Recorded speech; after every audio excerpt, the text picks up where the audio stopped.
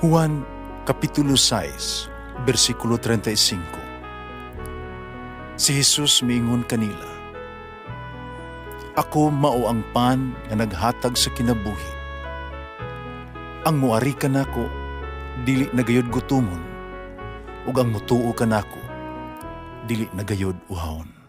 Ang mga puno Pan sa kinabuhi. maglikon unta sa mong pagtuo ug gagakabi sa pagtuman sa imong mahal nga kasuguan. Ang Ginoo manaa kaninyo. Santos nga Ebanghelyo sumala ni San Marcos. Unya nang misulti si Pedro kang Jesus. Nasayod ka, kagibiyaan na mo ang tanan, ug misunod kami kanimo.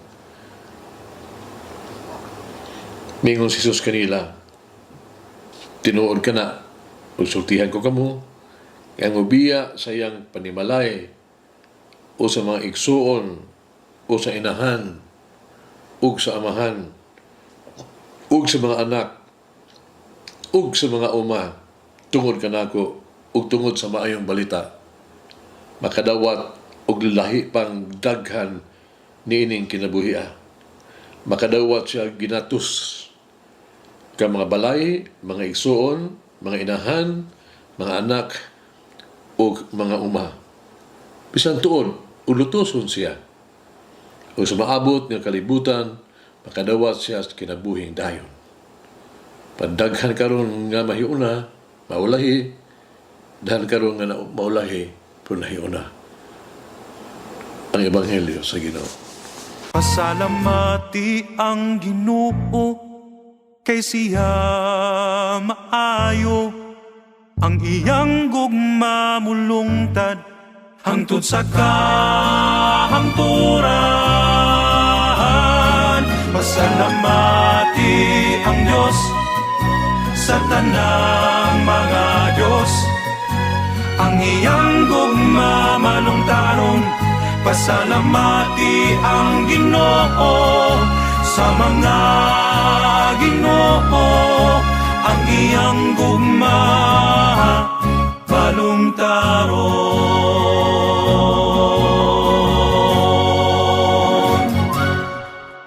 Ang ideya nga sa ganti, kumun kaayo, kanang reward system ba? Gantihan sa mga ginikanan ang ilahang mga anak, gantihan sa mga amo ang ilahang mga trabahante, gantihan sa mga magtutudlo ang ilahang mga estudyante, labi pa o bahay silang performance.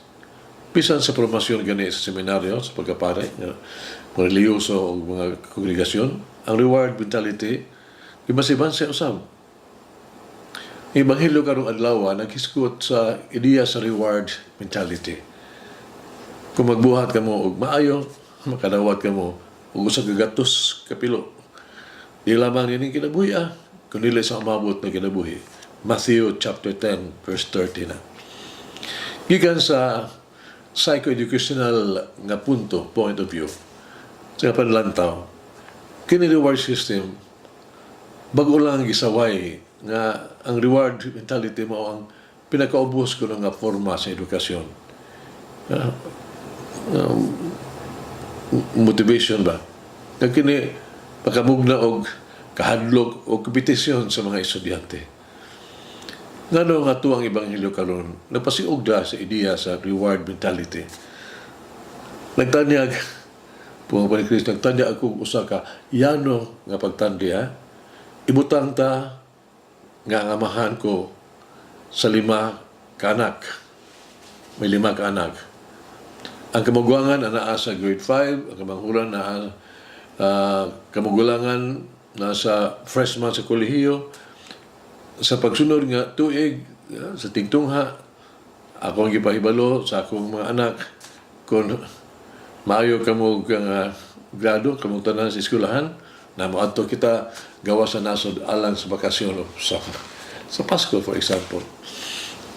Sayo ba sila ng magbakasyon ng pamilya sa Pasko sa isang adla sa panahon na gawa sa nasod? Sayo ba ang mamaayo ang ilang grado? Ang amahan mao ang naghimo sa tanyag. Gusto niya nga magbakasyon ang pamilya. Siyempre, dili angay kun ang mga bata mo dumili sa pagtuon gawas kun ang amahan muhatag kanila og ugante. Patungod kay ang paggamit kanila mauman paggamit nini mauman ang ideya sa amahan dili sa mga anak. Sila adunay katungod nga madasig sa mga ganti. Ang reward mentality dili atong ideya. Iya kanto sa Dios. Ginisyonan niya kini aron madasig kita sa pagbuhat sa atong bahin. Sa pagkitinuod isip iyang mga anak dili kita magkaparehas o mga grado. Dili tanan kanato makadawat og pasidungog. Patungod sa tinguha sa Dios nga Amahan sa langit ug siyang gugma alang sa iyang pamilya nato kita maadto mutuman. Ang ideya sa ganti wala magdepende sa to ang mga paningkamot sama sa mahitabo sa mga mamumuo sa ubasan. Matthew 20 ba? Verse 1 to 16. Sa katapusan, kini ang gipili sa Dios. Kini iyang desisyon. Kini tanan nagikan sa iyang kaayo o pagkamagihatagon. Siya naghangyo lamang kanato sa pagbuhat sa tuang pinakamaayo nga kasing-kasing. Basa muna sa Colossus chapter 3 verse 23. Ug dilit maluya sa pagbuhat og maayo. Galatia chapter 6 verse 9. Ordong kini. Sa imuhang buhat sa may motivation nimo. What makes you move in doing something good? Mag-ampo kita. Ginoo, ang imong gugma ug kaayo kanako. Igo na kaayo na. Kaya ako maikag sa pagbuhat ug maayo. Grateful because we have goodness. Mary, ang imong pagmahal ug pagbantay ka mo. Igo na ng ganti sa among pagsunod sa imong mga tambag. Nangingon ka, buhata, bisan unsa ang isugo na Jesus ka namo. Umulangin ang Diyos magagahom sa tanan, Amahan, Anak, ug Espiritu Santo. Amen. May the Lord of the divine mercy bless us all, heal us from all diseases and suffering. Ayun unta niya kita, tanang mga sakit na sa lawas o sa kalag, body and soul. In the name of the Father, the Son, and of the Holy Spirit. Jesus, I trust in you. Amen. Whoever eats the bread of life will never hunger, says the Lord.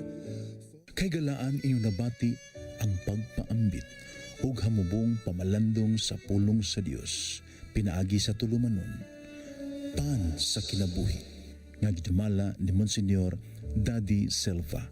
Hangtod na usab sa sunod higayon, daghang salamat.